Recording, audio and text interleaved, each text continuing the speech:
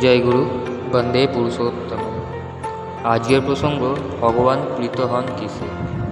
শ্রী শ্রী ঠাকুর বললেন, ভগবানকে যদি ভালোবাসি তার জন্য তো কিছু করা লাগে, কিছু অন্তত করি। তার অত্যন্ত প্রিয় কাজ হচ্ছে যাজন। এ বড় সুখের কাজ।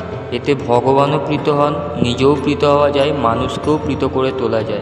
আবার সঙ্গে সঙ্গে পরিবেশকে নিয়ে নিজে সাতনের হাত থেকে পরিত্রাণ লাভের সুযোগ পাওয়া যায়। সাতন মানে যে আমাদের নাকি পতন, পাতন, ছেদন, ক্ষয় ও বিনাশ ঘটায়। মানুষ যখন ভক্তিযুক্ত চিত্তে যাজনের অর্থ থাকে, তখনকার মতো অন্তত সে ও যাজিত উভয়েই সাতনের হাত থেকে রেহাই পায়। তাই যজন যাজন যত বেশি চলে, ততই সমাজের আবহাওয়া পবিত্র হয়। কেউ যদি সর্বদা ওই কামে লেগে থাকে, ধীরে ধীরে সে দেবতুল্য স্বভাব পায়। জয় গুরু, বন্দে পুরুষোত্তম।